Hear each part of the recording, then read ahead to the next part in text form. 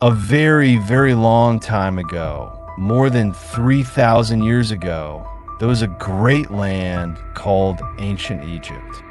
This land was full of deserts, wide rivers, tall temples, and giant pyramids. In this land, people believed in many gods.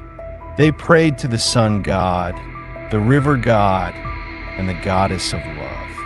The people of Egypt also believed that their leader, the pharaoh, was not only a king, but also like a god. The pharaoh ruled the land, gave orders, and led the people. When the pharaoh spoke, everyone listened. He was the most powerful person in the land. One of these pharaohs was a very young boy. His name was Tutankhamun. People today often call him King Tut. He became pharaoh when he was only 9 years old. Can you imagine a small boy becoming the king of one of the greatest empires in history? Tutankhamun wore golden crowns on his head. He had fine jewelry on his arms and neck. Servants bowed before him. Priests sang prayers for him. Soldiers stood guard to protect him. For the people of Egypt, Tutankhamun was the sun on earth. But being pharaoh was not easy. Egypt was a huge land. There were wars to fight, temples to build, and laws to make. Tutankhamun was still a child. He did not know everything about ruling. So older men, priests, and advisors helped him. They told him what to do, and he agreed. Tutankhamun ruled Egypt for only about 9 years. He tried to bring back old traditions. He rebuilt temples that had been destroyed. He wanted to make the gods happy again, because the gods were very important to his people. But Tutankhamun was not strong. His body was weak. Some people think he had a bad leg. Some say he was sick with diseases.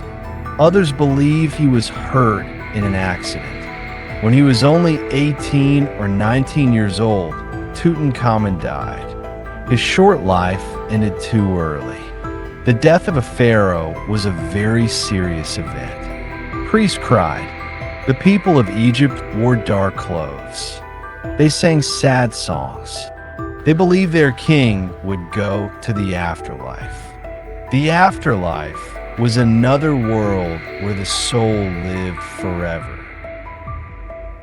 To prepare Tutankhamun for the afterlife, his body went through a special process called mummification. The body was washed, covered in oils, and carefully wrapped in many layers of linen cloth. Then it was placed inside a coffin. Not just one coffin, but many. First a wooden coffin, then a golden coffin. Finally, all the coffins were placed inside a large stone box. Tutankhamun's tomb was filled with treasures. There were golden masks, statues of gods, necklaces, rings, swords, chairs, and even toys. Egyptians believed that the king would need all these things in the next life. So they gave him everything: food, drink, clothes, and jewelry. After the funeral, the tomb was sealed. Heavy stones were placed in front of the door. Priests prayed and said, "May the pharaoh live forever in the afterlife." Then the desert covered the tomb. For many years, no one knew exactly where Tutankhamun was buried. Centuries passed. Dynasties rose and fell. New kings came and went. Pyramids grew older. Sandstorms changed the land. Many tombs of great pharaohs were robbed by thieves. But somehow, Tutankhamun's tomb stayed hidden. The boy king was forgotten. His name was almost lost in history. Only a few small pieces of writing mentioned him. Nobody imagined that one day his tomb would be found again. But in the year 1922, more than 3,000 years later, a man named Howard Carter began a search in the Valley of Kings. He believed the tomb of Tutankhamun was still there, waiting to be discovered. And what he found would shock the entire world. More than 3,000 years after Tutankhamun's death, the world had almost forgotten him. His name was not famous. His tomb was lost.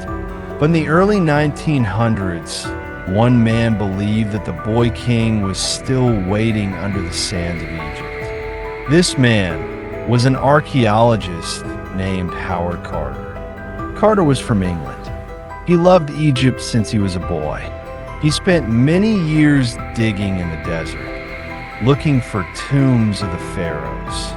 He was patient, careful, and determined.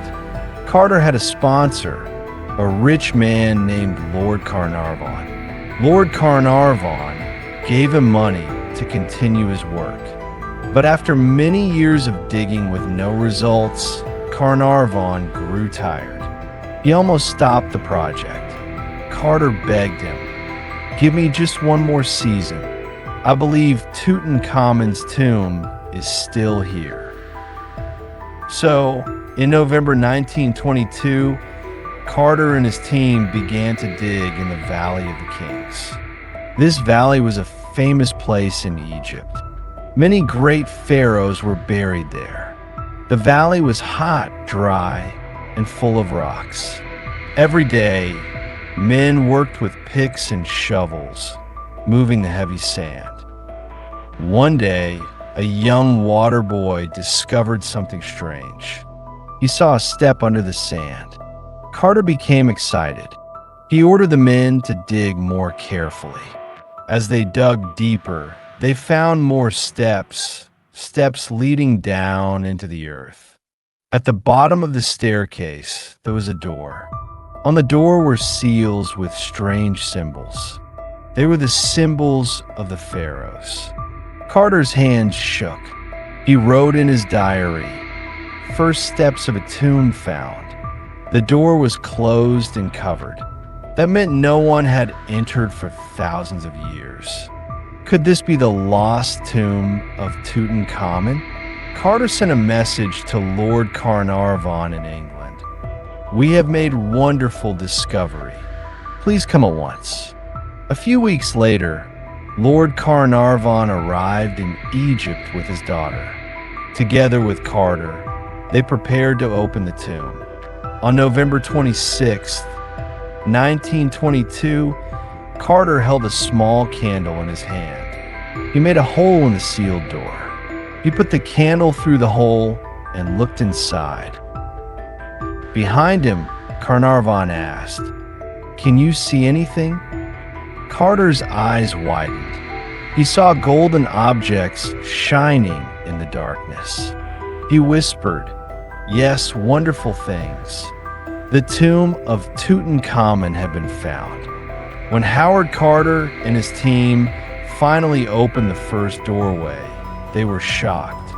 The air was heavy and old, like it had been locked for thousands of years. The candlelight showed strange shapes in the darkness. The walls seemed close. The floor was covered in dust, and everywhere there were objects, shining, broken, or stacked on top of each other. At first, Carter could not move. His eyes saw gold shining in the dark. It was not just one object. It was many, many objects. Chairs made of gold, boxes with jewels, small statues of gods, and even chariots the carts Egyptians used in war. Everything was crowded together, like someone had packed a king's life into a small room. The men slowly stepped inside. They walked carefully because the ground was uneven. They touched nothing, only looked. Each item was special. Some boxes had drawings of gods painted in bright colors: red, blue, green, and gold. Other objects were wrapped in cloth, waiting to be opened. The first room was called the antechamber. It was full of treasures, but it was only the beginning. Carter wrote in his diary, "Everywhere the glint of gold." There was also a pair of strange statues standing guard.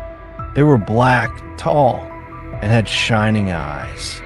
They looked like guards from another world protecting the tomb. These statues made the workers nervous. Some whispered, maybe they're watching us.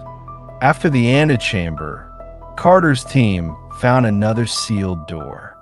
They broke a small hole and looked inside with a candle again. What they saw was even more amazing. This was the burial chamber. Inside the chamber stood a great box made of stone. This was the sarcophagus. It was painted with bright colors and holy texts. Inside the sarcophagus were several golden coffins, one inside the other. And deep inside was the mummy of the boy king, Tutankhamun. The burial chamber also had paintings on the walls. The pictures showed Tutankhamun with gods of Egypt. In one painting, the god of the underworld, Osiris, held him close. In another, the sun god gave him light for the next world. These paintings told the story of his journey into the afterlife. The team also found a smaller room called the treasury. In the treasury, there was a golden shrine with a statue of Anubis, the jackal god of death, lying on top. The black figure of Anubis looked alive in the candlelight, like he was guarding the secrets of the tomb. Around him were boxes, jars, and even tiny boats to help the king travel in the afterlife. And finally, there was another chamber called the annex. It was full of more personal items: clothing, oils, perfumes, and games. It was like a room prepared for daily life, but for the next world. The workers in Carter were speechless. Never before had anyone seen a tomb so complete, so untouched. Most tombs in Egypt had been robbed long ago. Thieves had taken the gold and jewels. But here, in front of them, was a royal tomb full of treasures, hidden and safe for more than 3,000 years. For days, Carter and his team carefully looked at each object. They made notes, drawings, and photographs. They worked slowly because the tomb was fragile. The world outside soon learned about the discovery. Newspapers called it the greatest archaeological find in history. But with the treasures came whispers. Some workers said, "There's too much gold. The gods will be angry." Others said, "These objects were not meant for human hands. They belong to the king and the gods." The atmosphere inside the tomb was strange. It was quiet, heavy, and full of mystery. Every candle flame seemed smaller. Every shadow seemed longer. The men began to feel something they could not explain: fear. Soon, this fear would grow into a story of a curse. After the discovery of the tomb in 1922, the world could not stop talking about it. Newspapers from London, New York, and Paris wrote big headlines. "The boy king found." Everyone wanted to know about the treasures, the golden mask, and the secrets of the ancient pharaoh. But along with the excitement came whispers. People in Egypt said, "The tomb is protected. Whoever disturbs the pharaoh will suffer." These words were about a so-called curse. In ancient times, Egyptians sometimes wrote warnings on tomb walls. Death shall come on swift wings to him who disturbs the king. These warnings were not in Tutankhamun's tomb, but the idea of a curse still grew. The leader of the discovery was Lord Carnarvon, the English nobleman who paid for the work. He was proud and happy, but only a few months later, something strange happened. In April 1923, Lord Carnarvon was in Cairo. He was staying at a fine hotel, enjoying the warm weather. One evening, he was bitten on the cheek by a small mosquito. At first, it seemed like nothing, just a little red spot. But later, the bite became infected. In those days, there were no strong medicines like today. The infection grew worse. Soon, he developed a high fever. Doctors tried to save him, but on April 5th, 1923, Lord Carnarvon died. He was only 56 years old. The news shocked the world. Reporters quickly remembered the talk of a curse. They wrote stories like, "The curse of the pharaoh strikes." People began to believe that Tutankhamun's spirit was angry. They said his tomb had been opened, and now his power was taking revenge.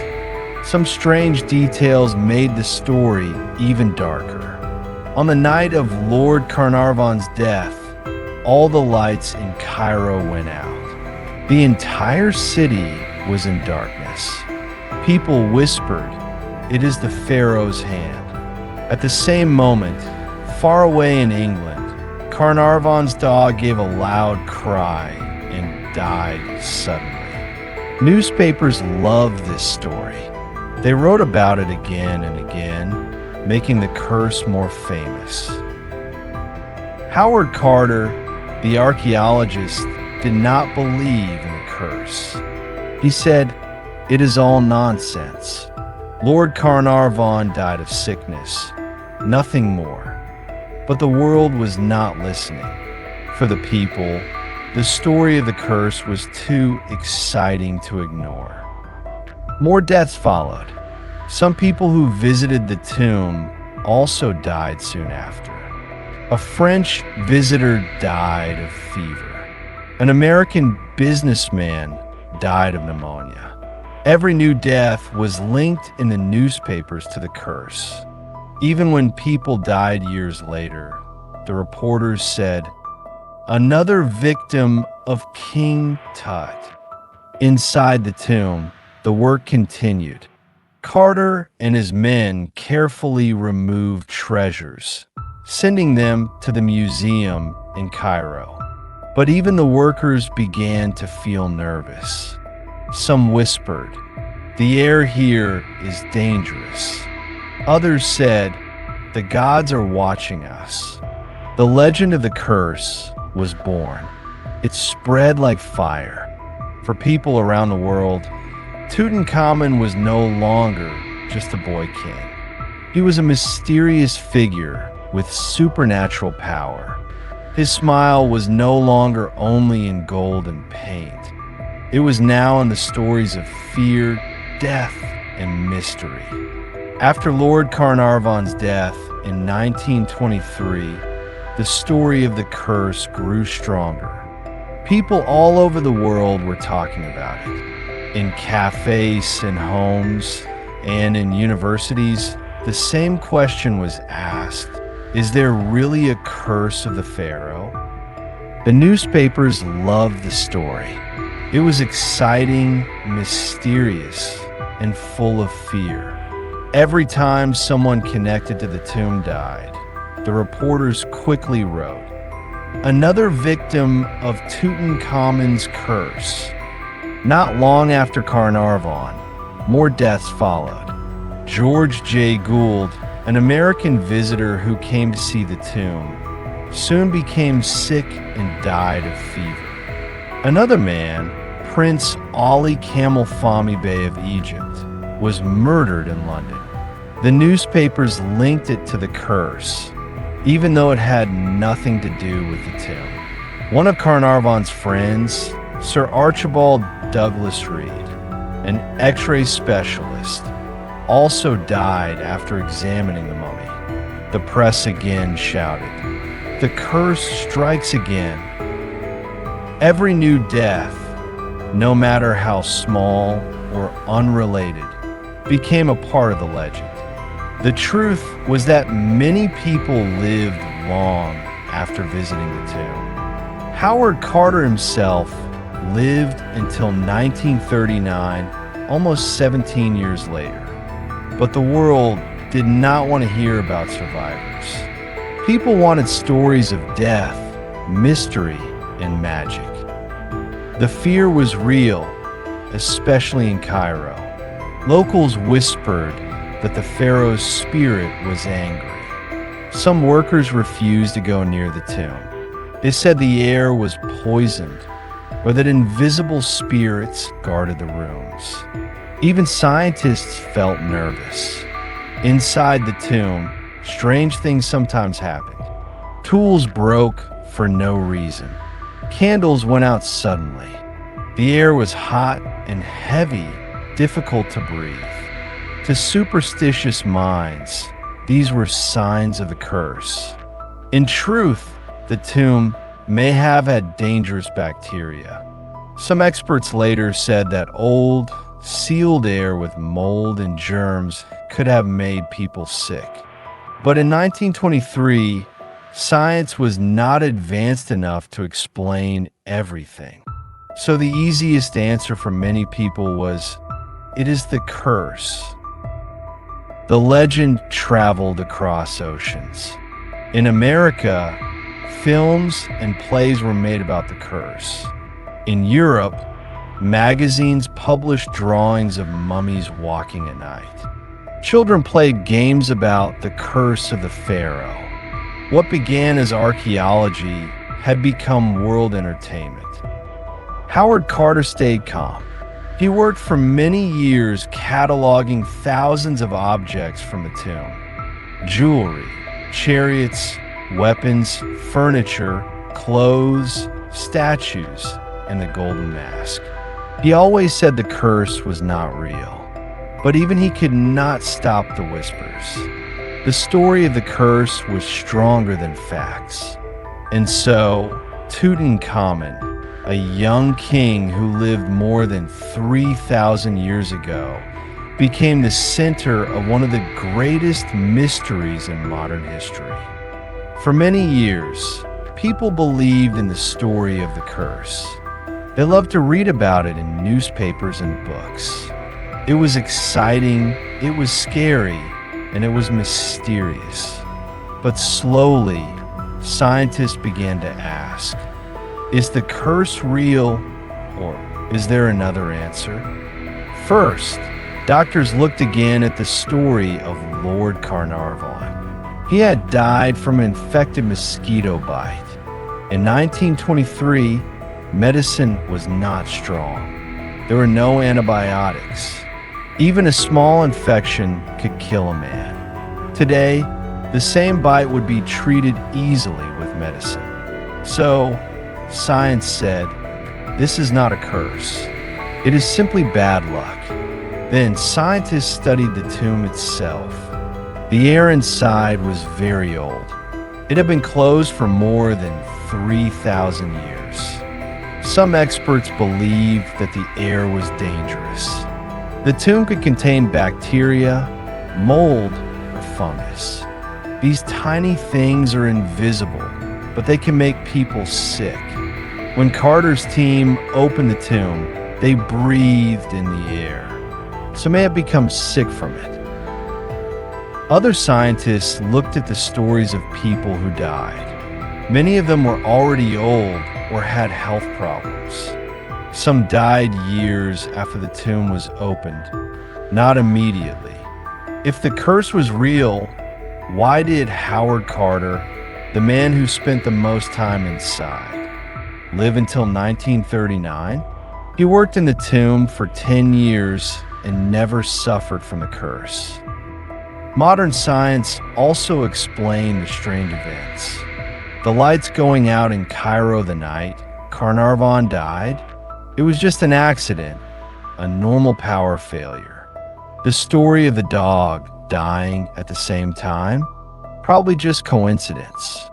But even with these explanations, people still like the story of the curse. Humans love mysteries. They love to believe in magic and power. The idea of an angry pharaoh protecting his tomb was more exciting than the idea of bacteria or bad luck. Some scientists even said that the curse was created by the media. Reporters wanted to sell newspapers. They wrote dramatic headlines. They connected every death, every accident, to the curse. The more they wrote, the more people believed. The story became bigger and bigger until it was impossible to stop. Today, most historians and scientists agree there was no magical curse. The deaths were caused by normal reasons: disease, infection, accidents, and age. But the legend of the curse is still powerful. People remember the story more than the science. And so, Tutankhamun's tomb became not only a great discovery, but also one of the most famous legends of the modern world. A legend that mixed science, history, and imagination together. After the discovery of Tutankhamun's tomb and the stories of the curse, the world was never the same. The young boy king, almost forgotten for thousands of years, suddenly became the most famous pharaoh in history. Before 1922, only scholars knew his name. After 1922, everyone knew King Tut. His face appeared in newspapers, magazines, and books. His golden mask became a symbol of ancient Egypt. People from all over the world wanted to see him. The treasures of Tutankhamun traveled in great exhibitions. In cities like London, Paris, New York, and Tokyo, millions of people stood in line for hours just to see the golden mask. These exhibitions were more popular than any other museum event in history. For many, it was the first time they felt close to the magic of ancient Egypt. The story of the curse also became part of popular culture. Writers created books and poems. Filmmakers made horror movies about mummies and curses. Comics, radio shows, and even toys were inspired by the legend. The image of a mummy walking at night, wrapped in white cloth, became a famous symbol in stories of fear. But Tutankhamun was not only about mystery. His tomb gave scientists an incredible window into the past. Because the tomb was almost untouched, it showed daily life in ancient Egypt. The furniture, the clothes, the food, and the jewelry, all of it was a time capsule. From these objects, historians learned how Egyptians lived, what they believed, and how they prepared for the afterlife. Today, more than 100 years after the discovery, Tutankhamun is still famous. His treasures are displayed in the Egyptian Museum in Cairo, and soon in the new Grand Egyptian Museum. His name is taught in schools around the world. His golden mask is one of the most recognized images in history. The curse? Most scientists say it was only a story, a creation of the media, and the result of accidents and sickness. But still, many people enjoy the mystery. They like to imagine that the boy king's spirit is watching over his tomb. The truth is this: Tutankhamun's short life became eternal. His death at 18, his hidden tomb, and the legend of the curse made him live forever in the memory of humanity. He is a bridge between the past and today. And for English learners like you, his story is not only history. It is also a way to practice listening, to learn new words, and to enjoy English through real stories. Thank you for listening to the story of Tutankhamun's curse. In this video, you improved your English by hearing one of the most mysterious stories in history. If you enjoyed this, don't forget to like, comment, and subscribe. This is part of our Learn English While You Sleep and English with Real Story series. Stay with us for more tales of history, mystery, and discovery, all in simple English.